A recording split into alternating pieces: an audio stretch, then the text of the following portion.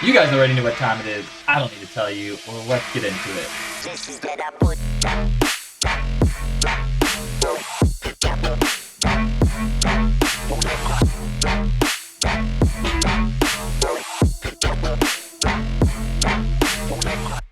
Man, I need to make a new drum beat. Anyways, what's going on here is we're going to be taking analog BD sine. We're going to be FMing from B with just a regular sawtooth wave. We're going to go ahead and bring this down right here. Throw this on FM from B, knock this down.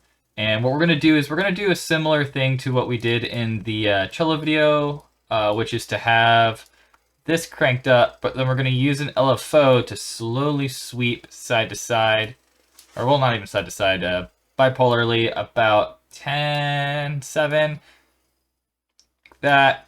And we're just going to have this moving on bar. And that's just a slow movement of FM that is going to change as the song progresses. And that's just going to give us this sound. Nothing crazy yet. The next LFO we're making is a super tight movement that we're just going to go ahead and bring this dot down to like top of the second box from the bottom. This is on the first bar. And then we're going to bring this down to about, there's this second or middle box right here. Gonna hit that, and it's gonna be on 1/8. And then I left this off just because the rhythm worked with my song, but you can throw it on trigger if you want. And what we're gonna do here is we're gonna go ahead and tie that to the level. It's gonna give us a meh kind of sound. Next up, we're just gonna go ahead and put this on sync and get a really cool effect out of that by throwing it on and putting it on 30, and this is gonna add extra cycles to it. Kind of get a little cool thing going on. Next thing we're going to do is we're going to knock the unison up to 16, but I'm going to go ahead and bring the detune all the way down. And what that's doing is just taking 16 layers of the sound and just stacking them on top of each other. And you're going to hear a lot of weird movement in the, like moving side to side in your ears. You can move this down if you want, or you can keep it on and get mono some other way. I honestly recommend getting mono some other way, but like putting a stereo enhancer on after. And now we're going to start putting our band notch, which is in multi. I'm going to go here. And you already know I'm cranking that drive all the way up. We're going to go ahead and put it on 26 hertz. We're going to knock it up 23. We're going to increase resonance just a tad, and then I really like to just sweep a notch to the left, about -50. And this is going to really dole out our sound.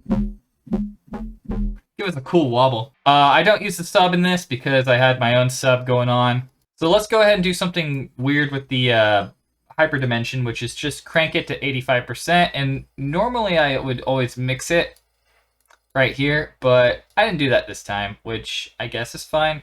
Kind of just makes a really cool noise. And if you notice, after we're done putting everything on, you'll notice that this is a big part of the mid-range timbre. Like, I'll turn it off later to show you what I mean. And then let's go ahead and throw some distortion on. Well, bam, 50%. We're going to use what I assume this is short for is asymmetrical. And that's just going to give us a really cool tone that we can now start dialing back with everything else. So let's go ahead and put the phaser on, and I do the typical static phaser, which kind of just makes a little dip in the low end, and just almost like a cheap way of using EQ. And I almost said HQ. That's how you know I'm a Warhammer player. We don't really do anything with the compressor, we just turn it on. Cool. And then you probably can guess what filter I'm going to be pulling out right here, which is the reverb filter. And with the reverb filter, I have it down to 109 hertz. This is very important to get perfect because when you have this many notches and peaks moving through with this filter, just the slightest movement can really change the sound. And then let's just knock this up to 60%, and we get this. We're already there, boys. We're already there. Then all I did was just kind of take this peak and boom, crank this up, and we're just getting a kind of like a boost in the mid-range right here. But then I took this out to kind of chill out So really crank this up most of the way. Let's say 7,200-ish. Q on 32.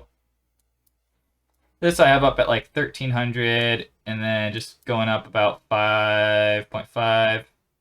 Just a little, kind of just makes our sound a little bit darker, which is nice when we're going to send it through an OTT. So if we throw it on a new bus, we can start to mess around with it. And so like the first thing I'd do is throw an OTT on it, bring the depth down, and that's just gonna add more.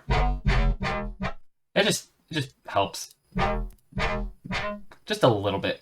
Then what's important here is that we go in, we EQ it a bit, so there's going to be a ton of noise right here, so we can reduce maybe around like the like 190 range a bit. We can also just increase the highs a bit. There we go.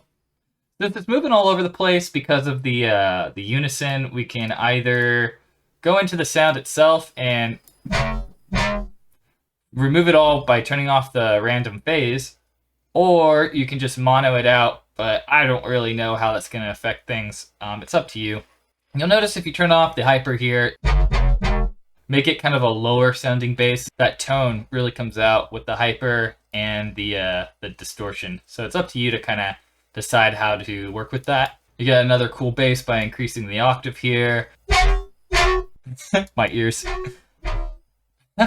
And I feel like I speed ran this bass. My gosh, I was not slowing down. As always, if bass is going up on my Patreon, please give me money. Also, join my Discord so that I can probably not type in it as much as I should. Yeah! Woo! All right. Thanks for watching.